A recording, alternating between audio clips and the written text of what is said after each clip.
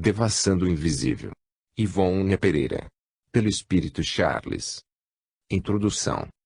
Apresentado estas páginas ao público, nada mais fazemos que obedecer às instruções da entidade espiritual Charles, amigo desvelado que ha sido o anjo bom de nossa vida. Nenhum sentimento de vaidade animou o nosso lápis, quando traçávamos fatos ocorridos com nossa própria mediunidade, pois de longa data fôramos informada de que, se eles assim se desenrolaram, isso não significava privilégio à nossa pessoa, mas porque nossa faculdade tanto se presta, por predisposições particulares, no desdobrar natural de suas forças, e, ademais, para que viessem a público testemunhar, ainda uma vez, o que outros adeptos do Espiritismo testemunharam também, visto ser de interesse geral que se patenteiem sempre, por múltiplos sinais, os fatos que o além-túmulo, desde tempos remotos, tem concedido aos homens. Quanto escrevemos aqui, existe nos códigos doutrinários espíritas. Não se trata, pois, de obra pessoal, mesmo porque o personalismo, se infiltrar na doutrina espírita, acarretará a sua corrupção, como sucedeu ao próprio cristianismo. Não apresentamos, tampouco, frutos da nossa escolha, porquanto as observações que aqui vêm anotadas foram selecionadas pelos instrutores espirituais, e nem sequer tivemos desejo de organizar o presente volume.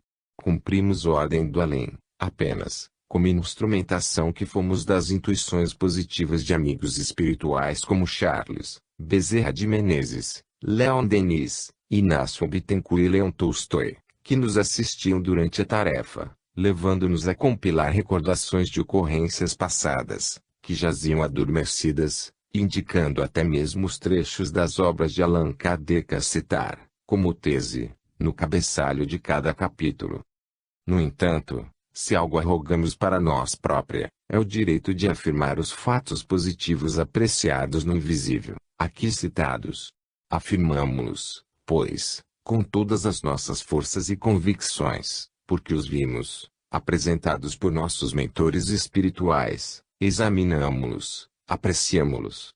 E de tão longa data esses acontecimentos de além-túmulo se sucedem em nossa vida, e tão habituada nos achamos, no presente, à sua realidade, que o além-túmulo para nós, deixou de ser uma sensação, para se tornar sequência diária da nossa vida, a tal ponto que, às vezes, confundimos os dois mundos, não lembrando, de momento, se tal ou qual acontecimento foi ocorrido aqui, na Terra, ou além, no invisível, e muitas vezes acontece, outros sim, que amigos nossos, do invisível, costumam ser confundidos, de imediato, com outros tantos da Terra.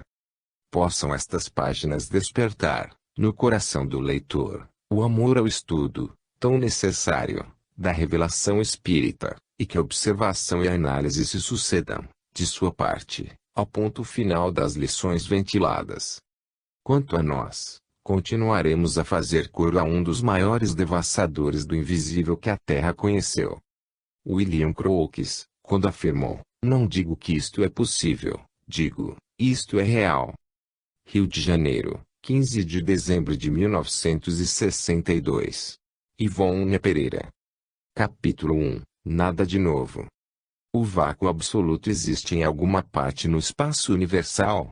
Não, não há vácuo. O que te parece vazio está ocupado por matéria que te escapa aos sentidos e os instrumentos. Allan Kardec, O Livro dos Espíritos, pergunta F6. Adeptos à doutrina espírita que rejeitam, até hoje, a versão intimamente muito ventilada pelos espíritos desencarnados, através de obras ditadas psicograficamente, de um mundo material, invisível aos olhos carnais, mundo esse vibrátil e intenso, onde existirá, em estado aperfeiçoado, ampliado até a vertigem, muito do que na Terra existe. Respeitamos, certamente, a opinião dos refratários dessa revelação, visto que, se é dever de qualquer cidadão respeitar opiniões alheias, ao espírita, com muito maior razão, assistirá ao dever de consideração à opinião do próximo, ainda quando antagônica ao seu modo de ver e pensar. Não seria, porém, ocioso raciocinarmos sobre ensinamentos particulares aos domínios da doutrina espírita, raciocínios que, se nenhum proveito trouxerem à instrução que nos cumpre dilatar diariamente, ao menos nos auxiliarão no aprendizado da meditação, exercitando-nos o pensamento para voos mais arrojados. Estas páginas, como as demais que compõem o presente volume, não são frutos do nosso raciocínio pessoal, como não são de nossas concepções doutrinárias, visto que temos o cuidado de jamais estabelecer concepções pessoais em assuntos de espiritismo. Certa da nossa fragilidade, renunciamos bem cedo à vaidade das opiniões próprias, para nos achegarmos aos mestres e grandes vultos da doutrina, junto deles buscar o ensinamento seguro, aceitando igualmente o que o invisível espontaneamente nos revela, quando concorde com os ensinamentos básicos, revelações que, algumas vezes, têm contrariado mesmo as ideias que havíamos feito sobre mais de um assunto. Temos sido, portanto, tão somente um veículo transmissor das ideias e do noticiário do espaço, e, à mercê de Deus, empenhemo-nos esforçadamente em ser passivo aos dedicados amigos invisíveis, ao se valerem da nossa faculdade. E, por isso mesmo, o que é que se afigure escrito por nossa pena mais não será do que o murmúrio das vozes de amigos espirituais que nos dirigem o cérebro e impulsionam o lápis, depois de haverem arrebatado o nosso espírito a giros instrutivos pelo mundo invisível, as mais das vezes. Desde o advento da doutrina espírita, os nobres habitantes do mundo espiritual que se têm comunicado com os homens, através de grande variedade de médiuns, afirmam ser a Terra um pálido reflexo do espaço. O Livro dos Médiuns, de Allan Kardec, no belo capítulo 8, do Laboratório do Mundo Invisível, é fecundo em explicações que oferecem base para estudos e conclusões muito profundas quanto à vertiginosa intensidade do plano invisível, a possibilidade de realizações, ali, por assim dizer, materiais, que as entidades desencarnadas sempre afirmaram e que nos últimos tempos vêm confirmando com insistência e pormenores dignos de atenção.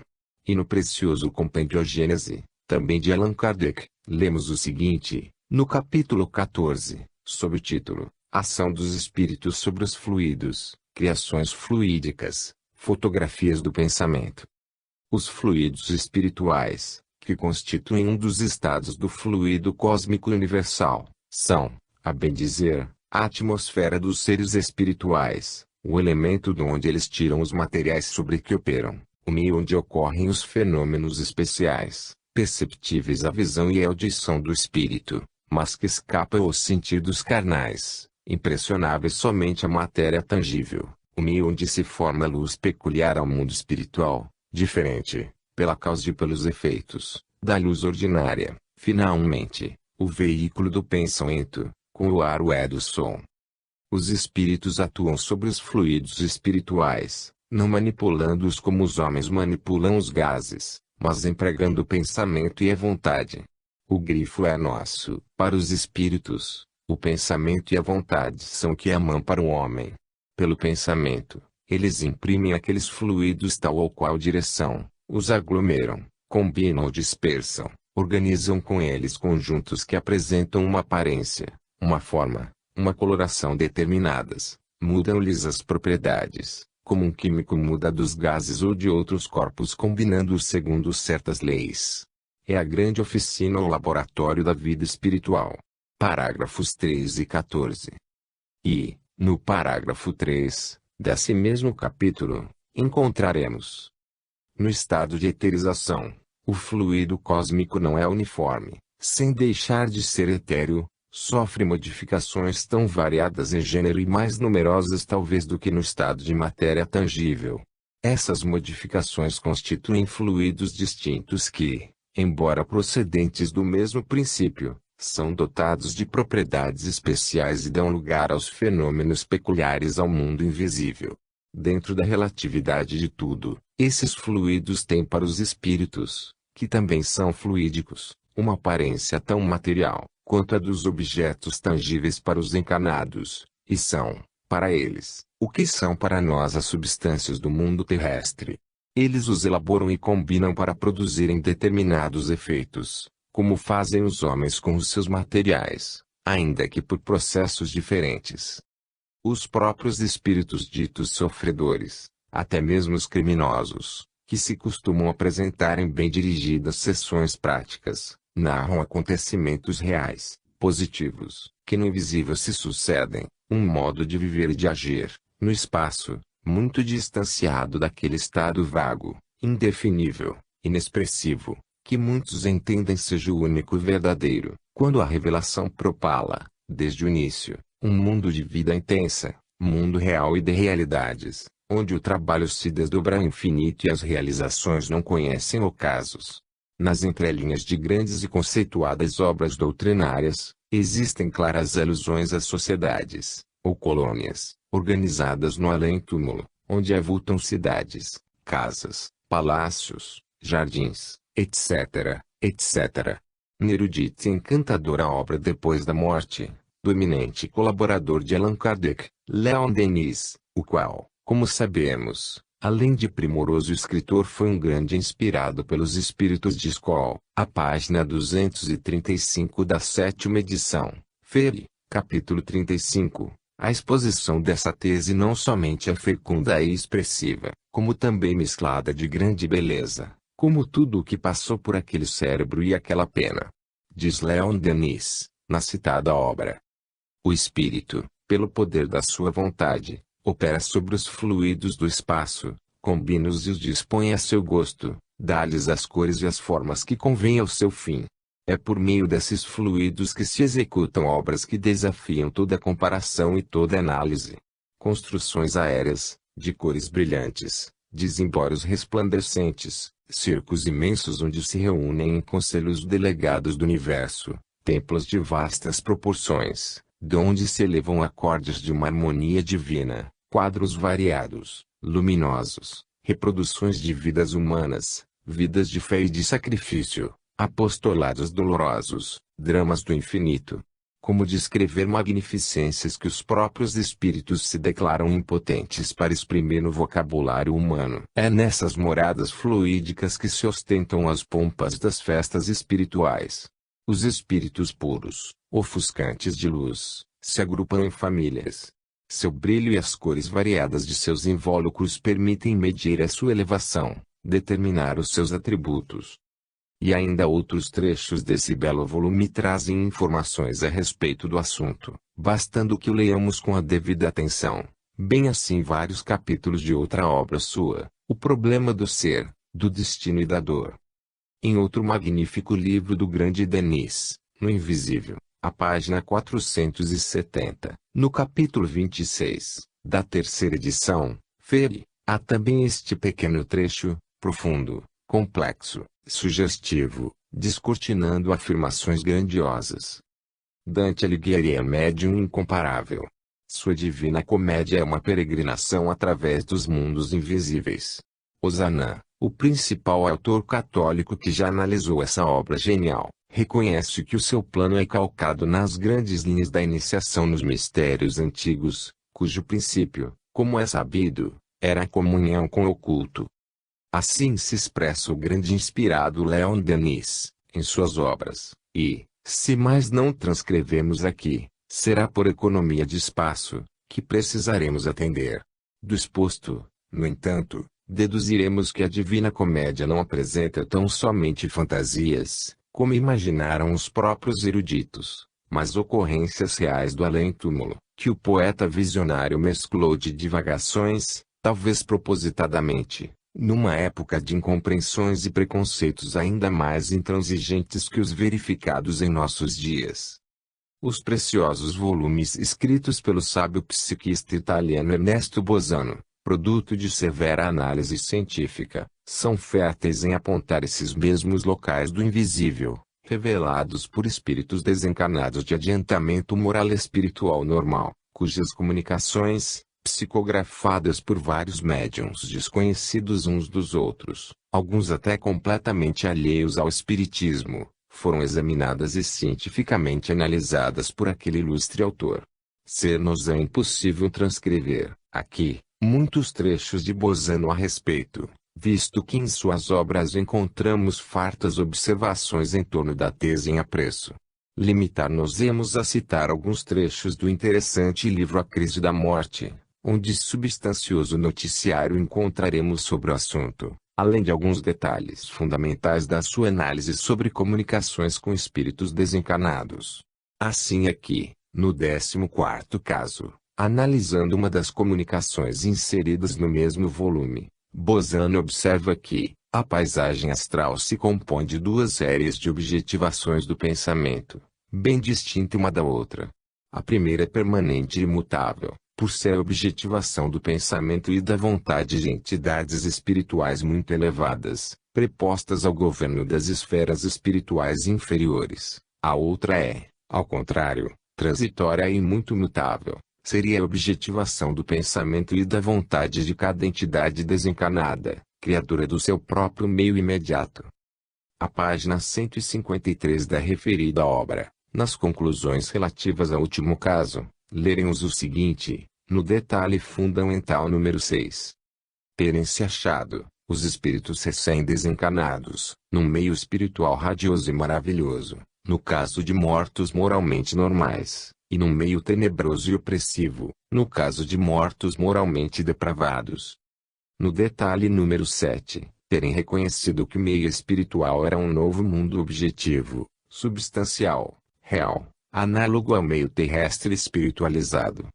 No detalhe número 8, haverem aprendido que isso era devido ao fato de que, no mundo espiritual, o pensamento constitui uma força criadora, por meio da qual todo espírito existente no mundo astral pode reproduzir em torno de si o meio de suas recordações.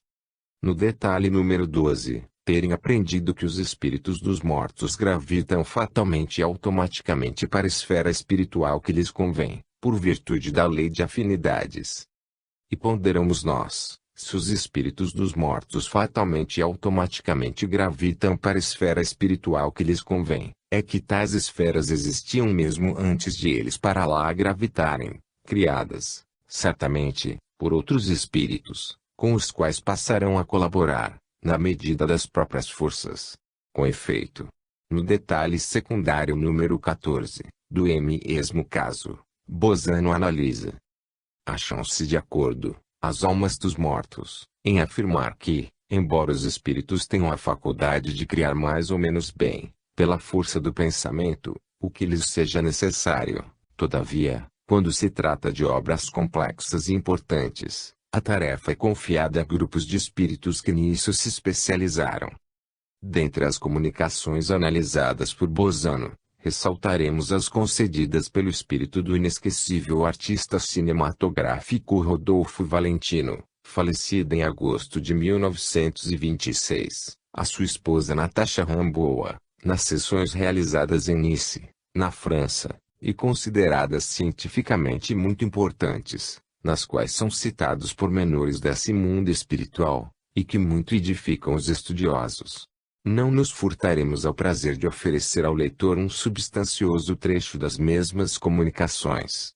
Assim se expressa o espírito do célebre astro, através da psicografia do médium norte-americano, George Benjamin Wenner, dirigindo-os à sua esposa.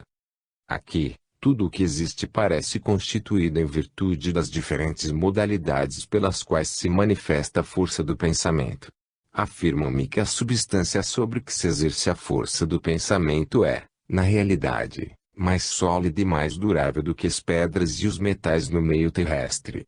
Muitas dificuldades encontrais, naturalmente, para conceber semelhante coisa, que, parece, não se concilia com a ideia que se pode formar das modalidades em que deverá manifestar-se a força do pensamento. Eu, por minha parte, imaginava tratar-se de criações formadas de uma matéria vaporosa. Elas, porém, são, ao contrário, mais sólidas e revestidas de cores mais vivas, do que são os objetos sólidos e coloridos do meio terrestre. As habitações são construídas por espíritos que se especializaram em modelar, pela força do pensamento, essa matéria espiritual. Eles as constroem sempre tais como as desejam os espíritos, pois que tomam as subconsciências destes últimos os gabaritos mentais de seus desejos. Um livro ainda mais antigo do que as obras de Bozano, A vida além do véu obtido também mediunicamente pelo pastor protestante reverendo G. Valuen, tornou-se célebre no assunto, pois que o espírito da genitora do próprio médium narra ao filho, em comunicações periódicas, as mesmas construções fluídicas do mundo espiritual, isto é, jardins, estradas pitorescas, habitações, cidades, etc.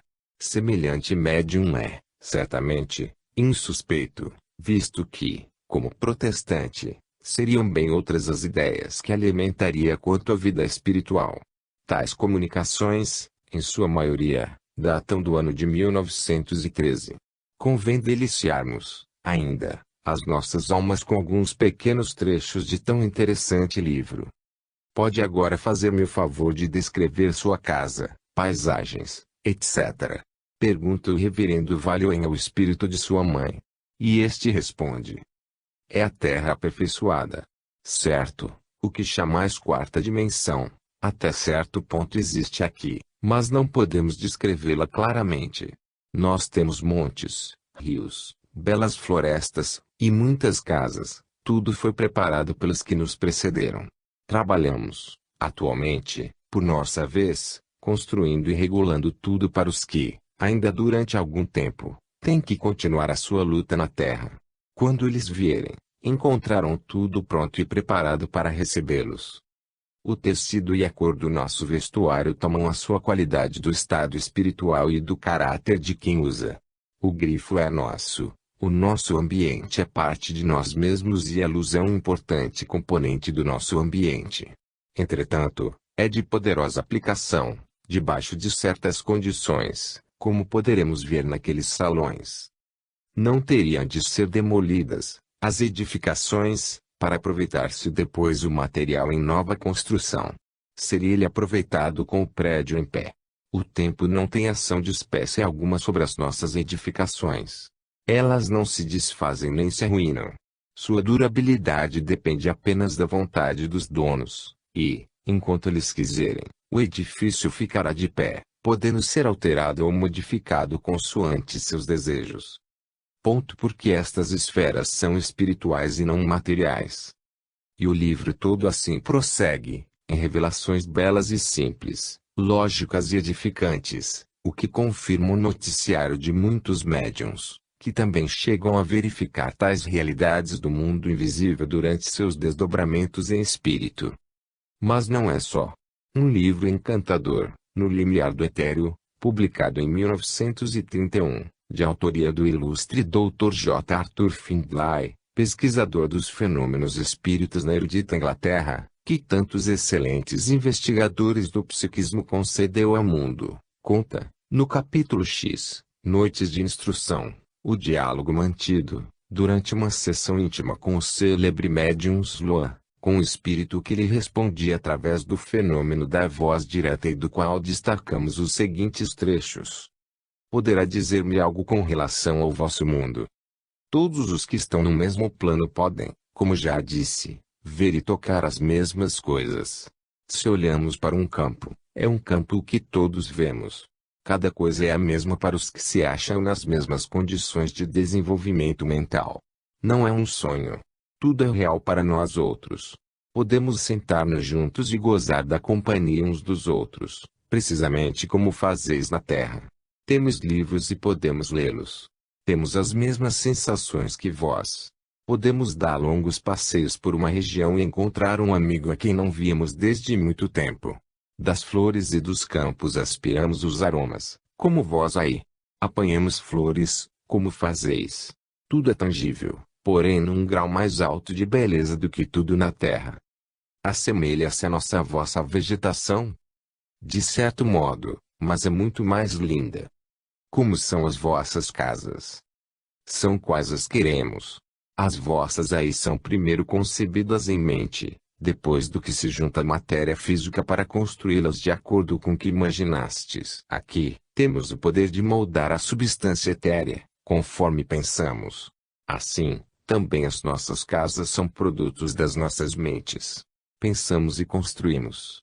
É uma questão de vibração do pensamento e, enquanto mantivermos essas vibrações, conservaremos o objeto que, durante todo esse tempo, é objetivo para os nossos sentidos. Tão explicativo esse X capítulo de No Limiar do Etéreo, que temos pesar de não ser possível transcrever mais alguns trechos para as nossas páginas, os quais, acreditamos, edificariam os leitores, se tornassem conhecidos. Também os livros recebidos pela médium Zilda Gama, ditados pelo espírito de Victor Hugo, num total de 5 boas obras, referem os mesmos noticiários, não obstante o fazerem muito discretamente, destacando-se, dentre todos, um que já se tornou célebre, porque ditado em Esperanto pela FEB, tradução do professor Portocarrero Neto, e correndo o mundo inteiro, na sombra e na luz. Não relataremos aqui, por muito conhecidas dos leitores, as obras ditadas pela entidade desencarnada André Luiz, e tampouco memórias de um suicida, onde o assunto é pormenorizado com as maiores franquezas. Fica ao leitor o cuidado de estudar, portanto, as obras básicas, em geral, e as comunicações isoladas, mesmo as provenientes de entidades sofredoras, com atenção e amor, meditando e refletindo sobre tudo, sem espírito de prevenção, porque nas suas entrelinhas e nos seus detalhes encontrará referências positivas sobre o interessante assunto. E vale, ainda, declarar que não deveremos julgar sejam tais revelações realidades existentes em outros planetas. Não. Os termos dos espíritos são categóricos, trata-se de esferas fluídicas do mundo invisível. Ao contrário, aos médiuns inclinados a acreditarem que aquelas descrições traduziriam a vida em diferentes planetas, os próprios espíritos instrutores advertiram, chamando-lhes atenção para o fato de que não se tratava de planetas materiais e sim do mundo espiritual, a verdadeira pátria do espírito. Costumam alegar, os contraditores, que as obras ditadas mediunicamente, contendo tais conceitos, seriam mistificações, o eterno recurso, ou o escudo de que se servem aqueles que se sentem contrariados, sempre que assuntos novos e, sobretudo, inéditos, são apresentados, ou fantasias do cérebro de médiuns ignorantes, como se expressam alguns, em oratórias entusiastas.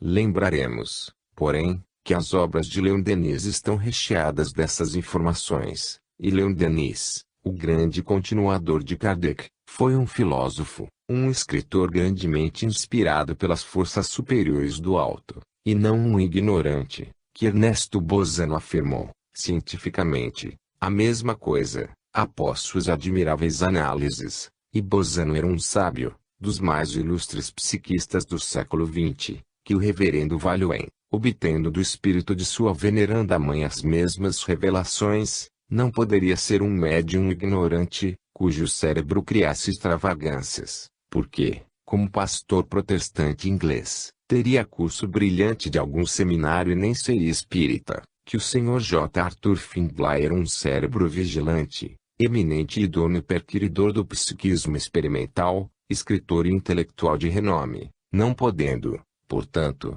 ser taxado de ignorante, que Zilda Gama, em cujas obras encontramos as mesmas revelações, conquanto mais discretas, é uma professora assaz culta e não um médium ignorante que Francisco Cândido Xavier não é douto, mas tem dado ao público livros de valor incontestável, que honrariam a memória de muitos doutos, se estes pudessem escrever coisas semelhantes, e os dois espíritos, Emmanuel e André Luiz, que a esse médium ditam as obras, têm dado testemunhos de muita lucidez e sabedoria, abordando teses variadas, sempre analisadas por pessoas cultas e muito capazes, para serem taxados de mistificadores.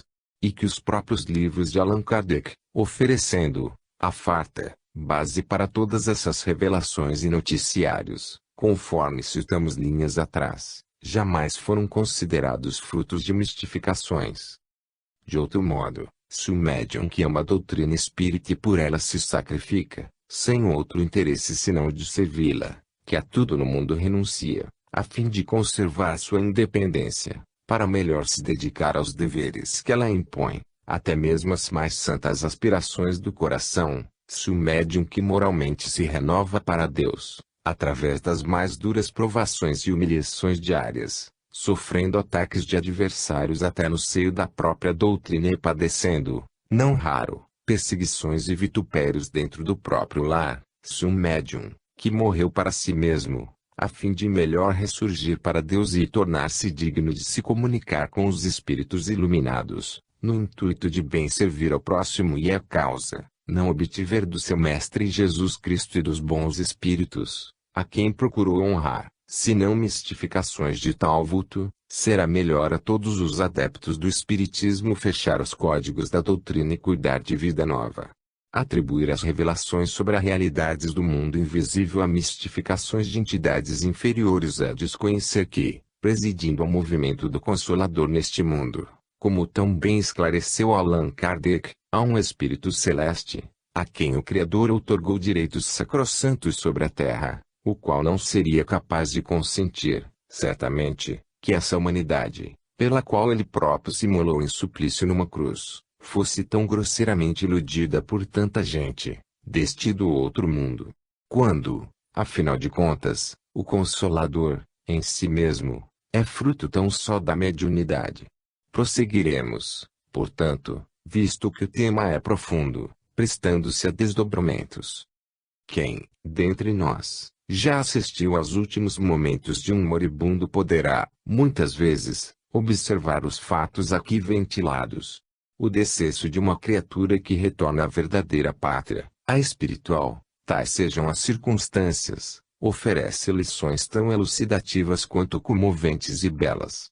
Durante nosso longo trabalho de assistência a enfermos e moribundos, tivemos ocasião para as mais edificantes observações. Os tuberculosos, principalmente, que comumente expiram em plena consciência dos seus últimos momentos sobre a terra, apresentam vasto cabedal para estudo. Durante o período da agonia, eles como que desmaiam. Será o chamado estado de coma. Um tênue fio fluídico os prende, ainda, ao fardo material que vai ser abandonado. Foge-lhes a pulsação mantenedora da vida orgânica. Palidez impressionante recobre suas feições, que descaem e se enrijecem. As pálpebras cerradas encobrem os olhos, que as nuances da morte já velaram de um embaciamento significativo, mas suores abundantes e fugitivo pulsar do coração avisam que não foi ainda de todo libertada a pobre alma cativa naquele corpo. Ali estão, porém, à beira do leito mortuário, a mãe angustiada, o pai acabrunhado, a esposa lacrimosa, o filho inconsolável. Um choro violento, um brado de dor pungente, a grita atormentada dos que ficam, sem poderem reter o ser amado que se vai, quebra o silêncio augusto que deve presidir a cena patética de uma alma que entrou em trabalho de libertação para a verdadeira vida. Então, o agonizante, a custo, descerra as pálpebras. Volta-lhe a pulsação, volta-lhe até mesmo a palavra. Um impulso de vontade e apegos que lhe fora ponto a emicar-os ao coração falo reviver, por instantes, num corpo que se achava quase definitivamente abandonado. Com voz sussurrante, débil, balbucia. Oh! Por que me chamaram? Eu estava tão bem, num lugar tão belo. Foram as frases que pronunciou, certa vez, uma jovem agonizante de 18 primaveras, a cuja cabeceira nos postávamos em prece, quando sua mãe, inconsolável, e as irmãs se debulhavam em pranto desesperado. Ouvindo-a, perguntamos-lhe, baixinho, enquanto rogávamos assistência dos seus tutelares, para que a ajudassem a desprender-se dos pesados liames carnais, em que lugar te encontravas, minha filha? Como era esse local? Ela respondeu naturalmente, como se não fora uma agonizante. Ah! Mas era um jardim delicioso e fresco, cheio de flores lindas e perfumosas, como nunca havia visto iguais. Um luar azul coloriu todo. Viste alguém? Sim. Umas sombras vaporosas me rodeavam. Quem eram? Não pude reconhecê-las, eu dormitava, estou com tanto sono. Estavas sentada, caminhavas? Não, estava deitada, assim, sobre a relva dos canteiros. É um jardim tão lindo, estou tão cansada. Cerrou novamente os olhos e silenciou. Alguns minutos depois, expirava, serena e docemente, sob nossas preces, sem que ninguém mais da família se animasse a perturbá-la na sua consoladora paz. Na década de 1930, as revelações sobre as realidades do mundo espiritual já eram conhecidas dos adeptos mais estudiosos da doutrina espírita, visto que elas foram concedidas aos homens, como vimos, desde muito.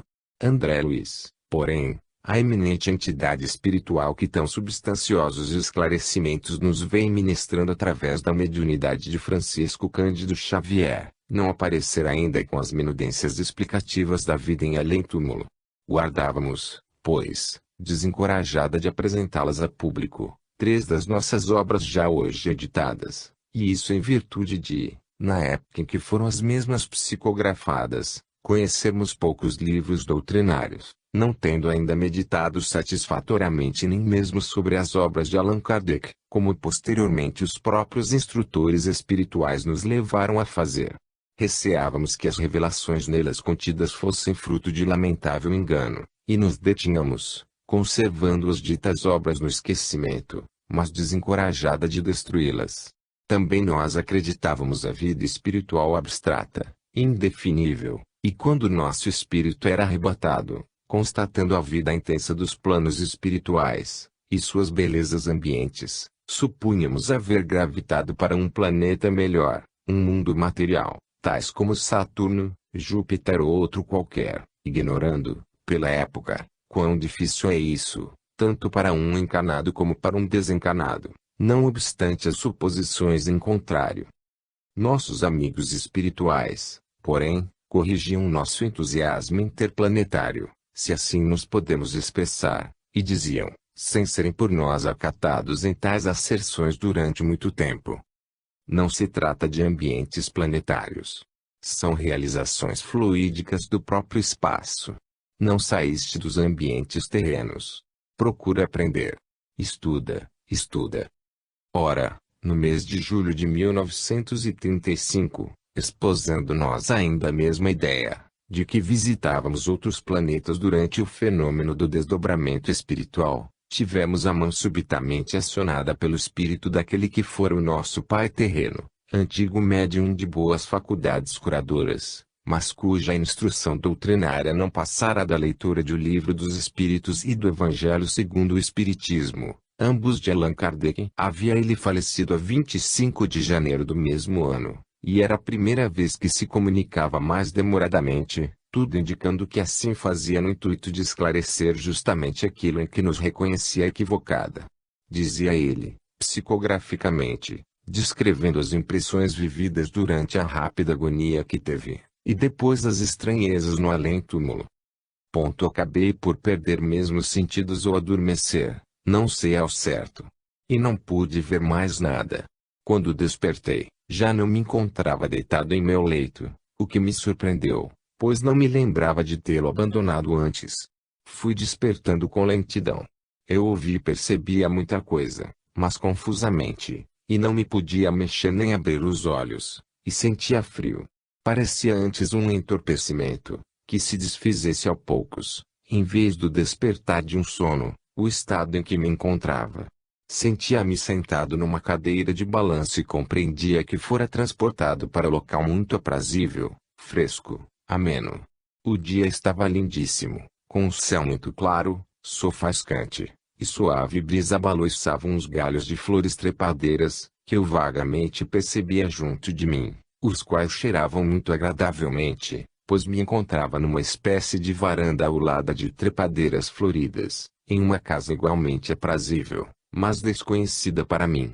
Fazia muito silêncio e eu me encontrava só. O único rumor partia do orquestrar longínquo de uns pássaros, verdadeira melodia que ressoava aos meus ouvidos com delicadeza e ternura.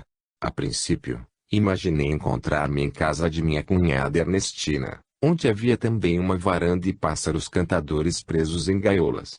Posteriormente, porém, verifiquei tratar-se de uma residência fluídica de além-túmulo, onde morava minha mãe e onde eu próprio iria residir como desencarnado. Mais adiante, continuava a narrativa, recordando as primeiras impressões de Rissa M. Libitu. Não compreendia bem o que se passava. Espreguicei-me muito, pois sentia os órgãos, do perispírito, meio entorpecidos. Bocejei e tossi com estrondo, como habitualmente fazia, e fumei um cigarro. O dia era tão lindo, com a atmosfera mesclada de azul, que me levantei, reanimado, e debrucei-me à varanda, a fim de apreciar a paisagem. Sentia-me bem de saúde, nenhum mal-estar físico me importunava. Procurei ver os pássaros, que continuavam a cantar, mas não conseguia avistá-los. Aspirei os perfumes das flores trepadeiras e pus-me a assoviar minhas melodias preferidas. Sentia-me satisfeito e não pensava absolutamente nada. Dir-se-ia que minha mente repousava. Li, depois, um jornal, ali mesmo, na varanda, e tomei uma xícara de café, como de hábito. Penso que me encontrava assaz abstraído, pois não percebi quem me servira o café e me obsequiara como jornal. Resolvi, então, fazer um passeio, o que havia muito não me era permitido. Mas, subitamente, lembrei-me de que não deveria fazê-lo, porque me encontrava debilitado, doente. Pus-me a relembrar de tudo o que se passara comigo mesmo, nos últimos tempos, e a confusão estabeleceu-se, e terminei desconfiando que algo irremediável, mas muito importante, adviera em minha vida. A morte é tão simples, tão pouco diferente da vida, que opera essa confusão. Em geral se espera encontrar, depois da morte, coisas fantásticas, imaginárias, impossíveis e pouco lógicas, ao passo que, em verdade, o além-túmulo nada mais é que a continuação da vida que deixamos. Pelo menos, assim o foi para mim. O senso da responsabilidade, o exame angustioso dos deméritos, assim como o reconforto do dever que se observou, somente advém mais tarde. Alongam-se os detalhes, narrando a presença de entidades amigas, que de início não reconheceu, e conclui.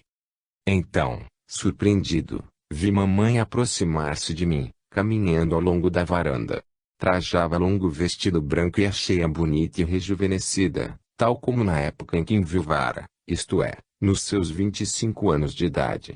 Curvou-se afetadamente diante de mim, para cumprimentar, como se desejasse brincar, e exclamou, risonha, louvado seja Deus, meu filho.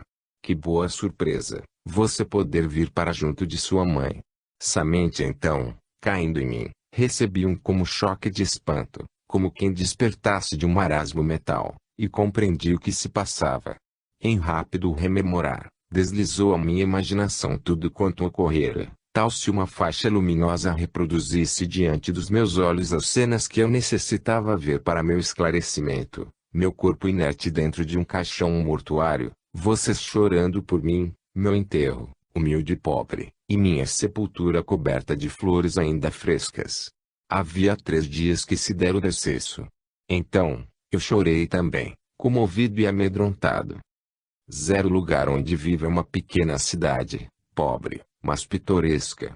Muito aprazível, sossegada, indicada para a convalescença daqueles que, como eu, atravessaram uma existência de penúrias e provações, e convidativa para a meditação e a reorganização das ideias para as futuras tentativas espirituais e terrenas. Há, aqui, jardins, lagos e rios muito belos e muito azuis, como refletindo o céu, tal como os daí. Tenho observado, no entanto, que nem os rios nem os lagos serão propriamente formados pela água, como aí. Dir-se-ia tratar-se de gases singulares, de líquidos fluidificados que imitariam ou equivaleriam às águas terrenas. Silêncio constante, só quebrado pelo cântico de 1000 pássaros, que não se deixam ver. Como ainda não trabalho, pois sou convalescente de uma existência de sofrimentos e amarguras intensas, faço passeios e admiro as belezas do ambiente, o qual, não obstante modesto, é a que de mais agradável eu poderia aspirar. É uma coisa tão linda e singular que me faltam palavras para descrevê-la. Não pensei, quando vivo, pudesse alguém residir em local assim, depois de desencarnado, e ainda não compreendi bem como pode ser tudo isso. Mas o Dr. Carlos diz que farei um estudo sobre todos esses assuntos e os compreenderei integralmente, muito breve, porquanto este ambiente em que vivo é espiritual e não planetário. Presentemente, esse espírito, que em 1935 assim se expressava, encontra-se internado em um reformatório do invisível, para fazer um curso, ou aprendizado, de cuja natureza não fomos informada, mas tendo em vista uma próxima encarnação, em que grandes responsabilidades lhe caberão.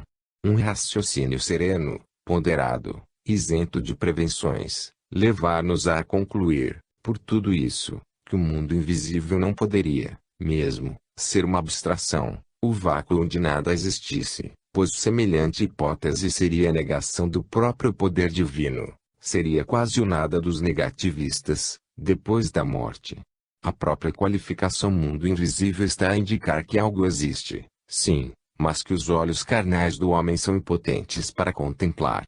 De outro modo, declarando os espíritos esclarecidos, como sempre o fizeram, que a vida de além-túmulo é intensíssima, real, que lá as entidades desencarnadas, e até as encarnadas, com especialidade às almas aplicadas a um desejo de progresso mais rápido ou a um ideal a favor da humanidade, fazem aprendizados, estudos variados, realizam tarefas e missões em torno de causas nobres e a bem do próximo, que existem regiões no espaço, esferas, interditadas a entidades inferiores, pontos onde se aglomeram espíritos de sábios, e ainda outros onde se reúnem artistas, etc., necessariamente estarão afirmando, em essência, que na vida espiritual existirá tudo o que necessitaremos para a realização dos mesmos aprendizados, estudos, tarefas e missões.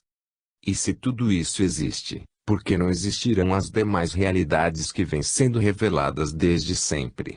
Ao demais, todos os espíritos que se referem à vida do além asseveram não encontrar palavras bastante expressivas para descreverem não só a intensidade, como a harmonia e a beleza do mundo espiritual. Suas palavras, as descrições que fazem desses locais, ou criações do invisível, e que dão a ver aos médiuns, estes só poderão transmitir empalidecidas pelo constrangimento da palavra humana, tão pobre e imperfeita que até mesmo as regiões mais simples do plano astral não são descritas a contento. Para transmitirem o que até hoje ha sido trazido às criaturas pelos guias espirituais, é-lhes necessário criar imagens para os médiuns, imagens estas subordinadas ao grau de concepção e poder assimilativo dos mesmos, o que obrigará a própria faculdade mediúnica a uma operação mental, um jogo de tradução, se de tal expressão nos poderemos servir, que nem sempre reproduzirá com fidedignidade as informações e os esclarecimentos que o espírito comunicante pretende prestar. Ainda assim, para que tais coisas se façam, verdadeiras torturas serão necessárias ao médium e ao seu instrutor espiritual.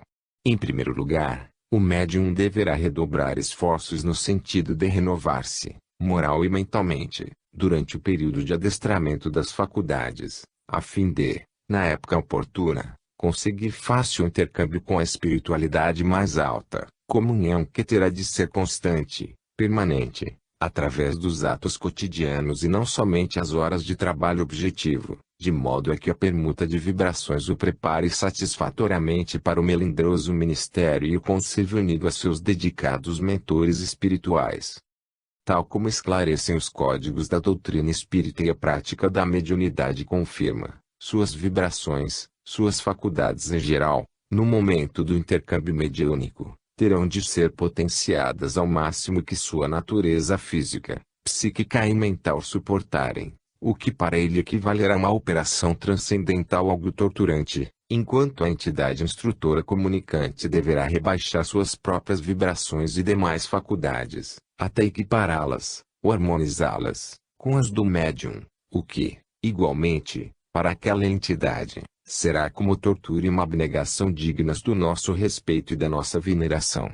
Em tais ocasiões, o médium poderá entrever o mundo invisível. Frequentemente ele o percebe, e o que aí enxerga ou apreende não consegue explicar integralmente, porquanto não dispõe o cérebro humano dos necessários recursos para uma transmissão perfeita. Durante suas fugas em corpo astral, pelo espaço em fora, o que ele vê e presencia, com seus guias, não é, de forma alguma, um aglomerado de sombras, o vácuo ou o invisível inexpressivo. É, sim, uma vida intensa, real, ativa, superior, espiritualizada, onde o que existe é superlativamente melhor e mais belo do que o existente na Terra, referência feita aos planos felizes do mesmo invisível. Está acima de tudo quanto o seu cérebro pudesse inventar, Pois não percamos de vista o fato de que, geralmente, os médiuns não têm cultura intelectual tão sólida para poderem criar, por si mesmos, assuntos dos quais, às vezes, jamais ouviram falar, senão um vasto cabedal psíquico armazenado, em sua subconsciência, desde passadas existências, fáceis de seus guias e instrutores acionarem, a fim de poderem transmitir, ou compreender, o que vem. De tudo quanto a respeito observamos, e do que a revelação espírita nos participa, chegaremos, pois, às conclusões seguintes, as quais, para a maioria dos adeptos do espiritismo, não serão, certamente, surpreendentes novidades.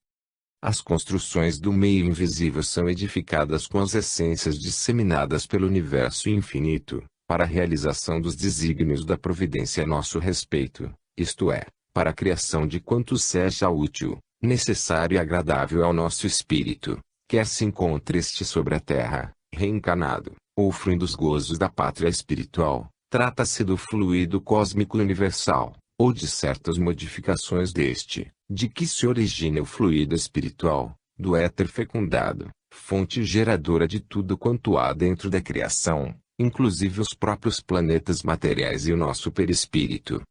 Daremos a essas realizações espirituais o nome que quisermos, ou que a pobreza da nossa linguagem puder interpretar.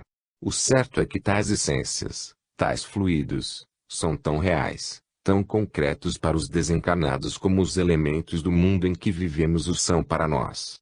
Unicamente, os desencarnados construirão, no mundo espiritual, de maneira bem diversa daquela que empregamos na Terra.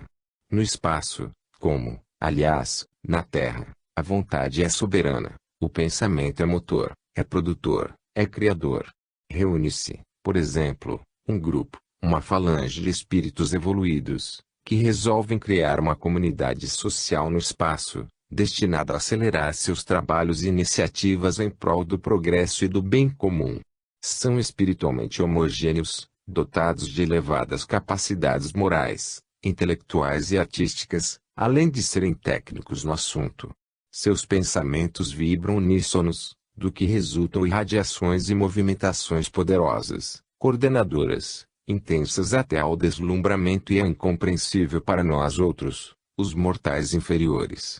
Eles já teriam programado o que desejavam produzir, uma escola para a reeducação geral de espíritos frágeis que delinquiram nas experiências terrenas, um asilo reformatório, um hospital para o reajustamento mental ou vibratório de pobres sofredores que partiram da terra em votos incomplexos deploráveis, um palácio para reuniões solenes, uma cidade. A força motora dos seus pensamentos poderosamente associados e disciplinados, irradiando energias cuja natureza o homem ainda não poderá conceber, agirá sobre aqueles fluidos e essências e edificará o que antes fora delineado e desejado. Comumente, esse trabalho é lento e requer perseverança para o seu aperfeiçoamento. Será tanto mais rápido quanto maiores forem as potências mentais criadoras reunidas. Essas criações, tais como forem, belas, artísticas, verdadeiros trabalhos de ourivesaria fluídica, deslumbrantes, mesmo, por vezes, obedecerão, no entanto, às recordações ou gosto estético dos operadores, razão por que se parecem com as da Terra, sem que as da Terra se pareçam com elas, como afirmou algures a ilustre entidade espiritual André Luiz, pois que muito mais perfeitas são elas do que os homens julgam. Não obstante, somos levados a julgar, graças às mesmas observações a que nos conduz a revelação, que essas edificações não serão permanentes nem fixas numa determinada região. Serão antes móveis, transplantando-se para onde se faça necessária a presença da falange que as criou. Serão passíveis de se dissolverem sob o desejo dos seus criadores, ou de se modificarem segundo as conveniências. Se essa falange receber em seu seio discípulos e pupilos, estes poderão tornar-se cooperadores, exercitando os próprios poderes mentais na criação de detalhes, sujeitos ao veredicto dos mestres, e assim progredirão em saber, desenvolvendo forças latentes, evoluindo e se engrandecendo, pois tudo isso é caminhar para a perfeição. Tratando-se de entidades inferiores, Dá-se idêntico fenômeno de criação mental, não obstante a diferença impressionante na direção criadora, uma vez que estes operadores ignoram sejam os ambientes que os rodeiam criações de suas próprias mentes, pois que o feito também se puder operar à revelia da vontade premeditada e intencional, sob o choque emocional da mente exacerbada, bastando apenas que seus pensamentos trabalhem ou se impressionem com imagens fortes, como acontece com os suicidas, que vivem rodeados de cenas macabras de suicídio.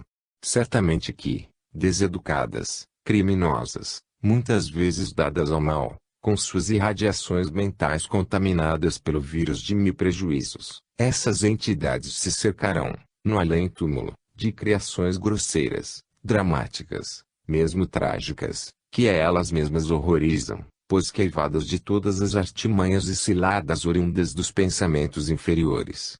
E, reunidos tais espíritos em grupos e falanges, em virtude da lei de similitude, que os leva a se atraírem uns aos outros, terão criado, então, seus próprios infernos, suas próprias prisões, seus antros ignóbeis, a que nada sobre a terra poderá assemelhar-se. E os criam servindo-se das mesmas forças motoras do pensamento, agindo sobre as mesmas essências, os mesmos fluidos, as mesmas ondas vibratórias do éter. Tais, porém, sejam as necessidades de interesse geral, essas regiões, e com elas os espíritos inferiores seus criadores, serão localizadas num ponto ermo do invisível da terra mesma, temporariamente, a fim de que eles se não imiscuam com os homens e vislumbrem, na forja dos sofrimentos, o imperativo de regeneração e progresso. É a isso que os instrutores espirituais denominam invisível inferior, porque nós outros precisaremos de alguma expressão, de um vocábulo para nos apossar dos ensinamentos fornecidos pelo espaço. Nós mesmas, as criaturas encarnadas, estaremos dentro de regiões criadas pelo nosso pensamento, além de permanecermos na crosta do planeta. Nossos pensamentos estarão estereotipados, concretizados pelo poder motor das nossas energias mentais atuando sobre os fluidos sublimes em que mergulha o universo criado pelo Todo-Poderoso, embora não se trate de movimento tão intenso nem tão real como os de um desencarnado.